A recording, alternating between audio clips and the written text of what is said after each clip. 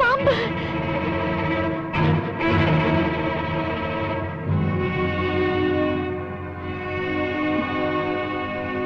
ഇവിടെയും ഒന്നും കാണുന്നില്ല. ഞാനിപ്പോ കണ്ടില്ലോ. എടാ ശൈത്താനെ,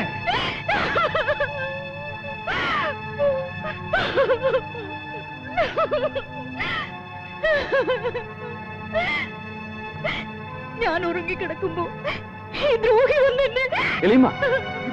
നീ എത്രക്കായോ? എലീമ പറയുന്നതൊക്കെ പച്ചക്കള്ളമാണ്. നീ ഒന്നും പറയണ്ട, എല്ലാം എനിക്ക് മനസ്സിലായി. വീട്ടിൽ കയറ്റാൻ കൊള്ളത് ഹിമാർ. ഈ വീടുമായുള്ള നിന്റെ ബന്ധം ഇതോടെ അവസാനിപ്പിക്കണം. റംലത്തിന് നീ ഇപ്പൊ മൊയ്യല്ലോ. എടാ നൂർക്കോലി, പോയി കത്തിനെ വിളിച്ചോണ്ടാ. റംലത്തിന് മൊഴി ചെല്ലാനും എന്തിന്? തോന്നുമ്പോഴൊക്കെ നിക്കാതെ കഴിക്കാനും മൊഴി ചെല്ലാനും ഞാനെന്താ ചന്ത ചെറുക്കാനാണ്? നീ വലിയൊരു സുജായി. നിന്റെ മഹത്വമാണാ ഞാനിപ്പോ കണ്ടത്. എന്റെ മഹത്വത്തെ ചോദ്യം ചെയ്യാൻ മാത്രം നിങ്ങൾ വളർന്നിട്ടില്ല. നിങ്ങൾ ആരാണെന്നും എന്താണെന്നും ഒക്കെ എനിക്ക് നല്ലപോലെ അറിയാം. അറിയാമല്ലോ.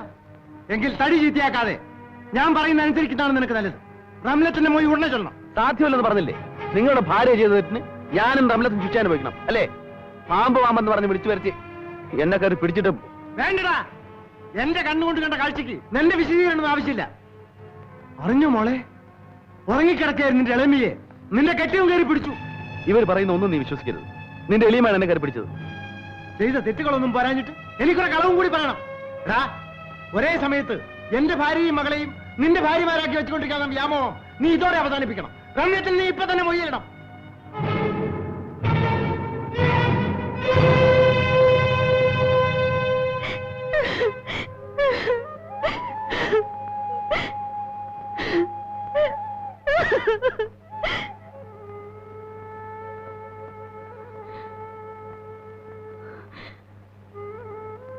നിങ്ങൾ ഇത്രയ്ക്ക് വൃത്തികെട്ട മനുഷ്യനാണെന്ന്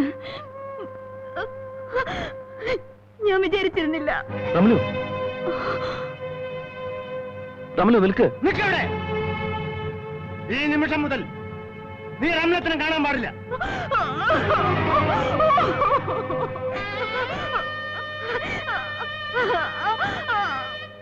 നിങ്ങളുടെ മകൾ റംലത്തിന്റെ മൊഴി 1 ചൊല്ലി 2 ചൊല്ലി മുത്തലാക്ക് 3 ചൊല്ലി പിരിച്ചിരിക്കുന്നു.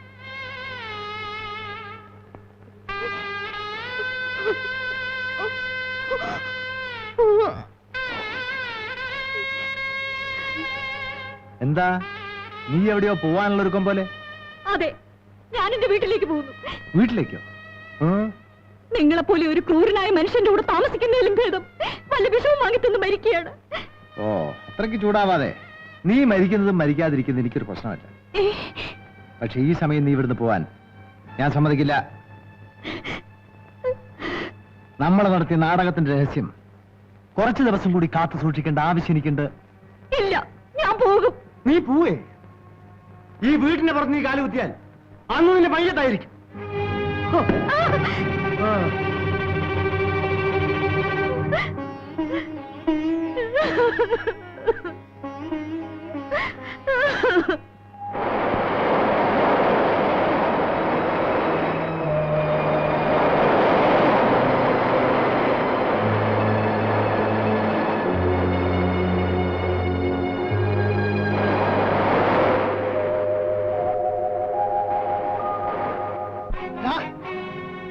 ദജ്ജാലപ്പൂവിന്റെ മകളെ കല്യാണം കഴിക്കാൻ നീ തീരുമാനിച്ചു അല്ലേ?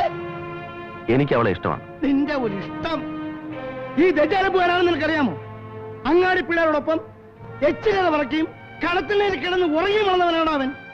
10 ചില്ലിക്കാശിന് വേണ്ടി ആരെ എന്ത് ചെയ്യാൻ പഠിക്കാത്ത നീചൻ. എടാ, നിന്റെ റംലത്തിന്റെ ഉമ്മ മരിച്ചെങ്ങനെയാണെന്ന് നിനക്കറിയാമോ? വേറും ഒരു തേങ്ങയുടെ തർക്കത്തിന്റെ പേരിൽ പൂർണ്ണ ഗർഭിണിയായിരുന്ന അവളെ ഒറ്റ ചവിട്ടിൽ കൊന്നു കളഞ്ഞവനാണ് അവൻ. ദജ്ജാലപ്പൂ തെറ്റ് ചെയ്തതിന് റംലത്ത് എന്ത് പഴിച്ചു? അവളൊന്നും പഴിച്ചില്ലടാ. പക്ഷേ നിന്റെ പെങ്ങൾക്കൊരു കല്യാണാലോചന വരുമ്പോ ആങ്ങളെ ദജ്ജാലപ്പൂവിന്റെ മരുമോനാണെന്ന് പറയുന്നത് എനിക്ക് ഒരു നാണക്കേടാണ്. ബാപ്പ ഇത്രയ്ക്ക് പറയുന്ന സ്ഥിതിക്ക് നിനക്ക് ആ ബന്ധം വേണ്ടെന്ന് വെച്ചുകൂടെ സുൽഫി? ഞാൻ അവളെ സ്നേഹിച്ചു പോയി. എന്നാ അത് തന്നെ നടക്കട്ടെ. പക്ഷെ ഒന്ന്, ദജ്ജാലപ്പൂവിന്റെ മരുമകനാകുന്നതിന് മുമ്പ് അബ്ദുള്ള കുഞ്ഞിയുടെ മകൻ മരിച്ചിരിക്കണം. ദജ്ജാലപ്പൂവിന്റെ മകളെ കല്യാണം കഴിച്ചിട്ട് ഈ വീട്ടിലേക്ക് കയറി വരാമെന്ന് നീ വിചാരിക്കണ്ട. ഈ വീടുമായിട്ടുള്ള നിന്റെ എല്ലാ ബന്ധങ്ങളും ഇതോടെ അവസാനിച്ചിരിക്കുന്നു. ബാപ്പ ഇത്രയൊക്കെ പറഞ്ഞിട്ടും നിന്റെ തീരുമാനത്തിൽ നിന്ന് മാറാൻ നിനക്ക് പറ്റുന്നില്ലേ?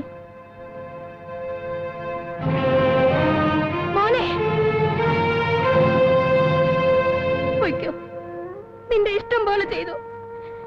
ഇനി എന്റെ മയ്യത്ത് കാണാൻ കൂടി നീ ഈ വീട്ടിലേക്ക് വരുന്നത് എനിക്ക് പൊരുത്തമല്ല.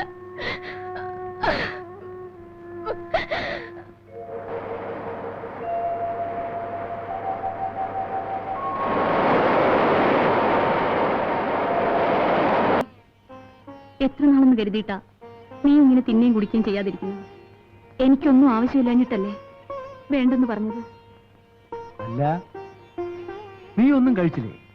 ഏത് സമയത്തും ഇങ്ങനെ വിമിഷ്ടപ്പെട്ടിരിക്കുന്നതുകൊണ്ട് എന്താ ഒരു നേട്ടം? ആ ഇബിലീസിന്റെ കുടുക്കിന്ന് രക്ഷപ്പെട്ടു എന്ന് കരുതി സന്തോഷിക്കല്ലേ വേണ്ടത്? അവനേക്കാൾ നല്ലൊരു പിയാപ്പിളയെ നിനക്കുണ്ടാക്കി തരാൻ ബാപ്പാക്ക് കഴിയുമോളെ? വേണ്ട ബാപ്പ, ഇനി ഒരു കല്യാണക്കാര്യം ബാപ്പ എന്നോട് പറയരുത്. പറയണ്ടേ? കല്യാണം വേണ്ടെന്ന് വെക്കാനുള്ള പ്രായമൊന്നും നിനക്കായിട്ടില്ല. ഞാൻ പെട്ടെന്നങ്ങ് മയ്യത്തായി പോയാല് നിനക്കൊരു തുണ വേണ്ടേ? എല്ലാം നിന്റെ നല്ലതിനാണെന്ന് കരുതി വിഷമിക്കാതെ ചോറ് തിന്ന്.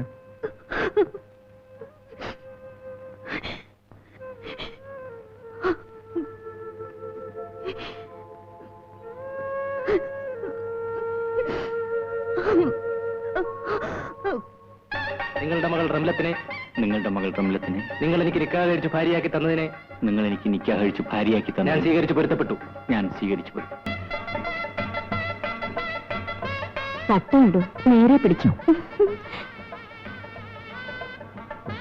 വേർക്കുന്നല്ല തട്ടൊക്കെ ഇടുന്നത് കാര്യം എന്തു മോളെ? സമയായി മോളെ, പുറപ്പെട്. വരൂ.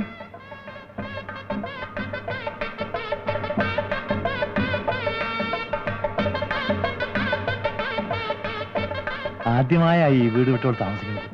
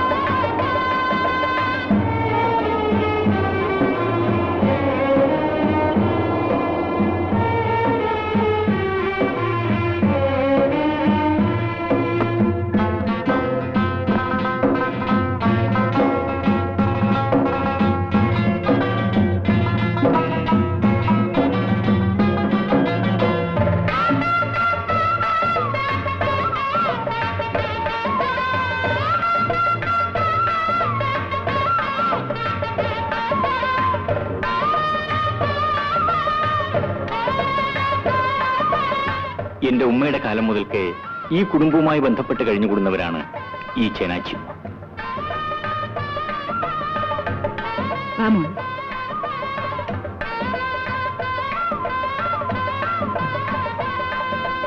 ഇരിക്കുമോ?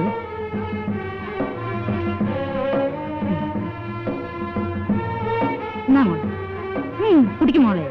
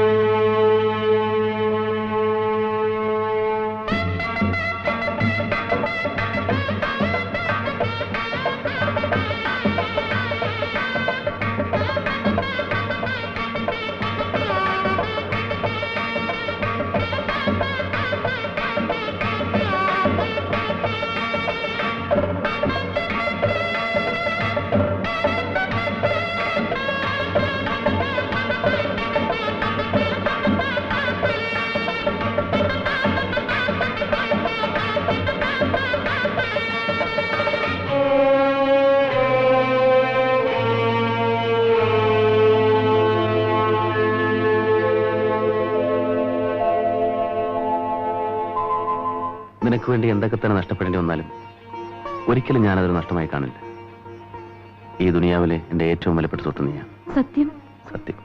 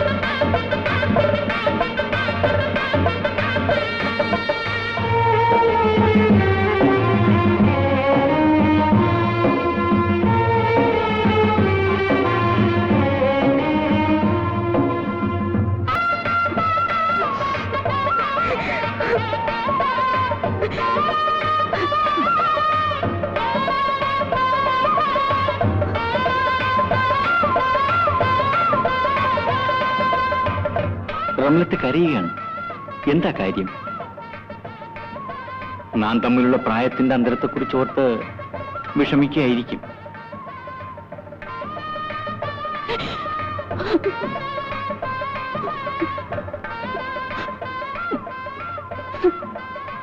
ഒരുപക്ഷെ നാം ഒരുമിച്ച് ജീവിക്കണമെന്ന് പടച്ചവന്റെ വിധി ഉണ്ടാകും. ഇങ്ങോട്ട് നോക്ക്. ദയവ് ചെയ്ത് എന്നെ തുടരുത്. തൊടാൻ പാടില്ലാത്ത സമയമായിരിക്കും. അതുകൊണ്ടല്ല, ഞാൻ മറ്റൊരാളുടെ ഭാര്യയാണ്. അയാൾ നിന്നെ മൊഴി ചൊല്ലി ഉപേക്ഷിച്ചില്ലേ? പക്ഷെ അത് സാധുവല്ല. ഞാൻ ആ മനുഷ്യനിൽ നിന്നും ഗർഭിണിയാണ്.